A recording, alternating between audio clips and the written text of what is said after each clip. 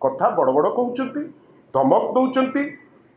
पृथ्वीराज बाबू आमे आपण धमक को एक्सेप्ट करुछु। आज माननीय आईन मंत्री गोटे वास्तव सत कथा कहया पछई ना जो राज्य को पक्षाघात कर सारे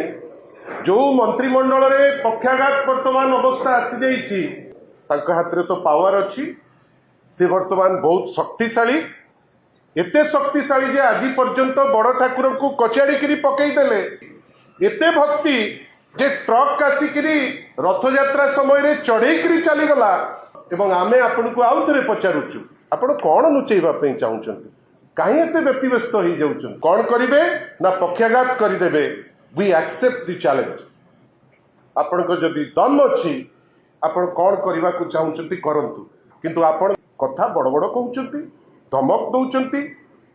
पृथ्वीराज बाबू आमे आपण धमक को एक्सेप्ट करुछु। घर रास्ता उपरे लेप पकेवा छड़ा आज पर्यंत आपण किछि करना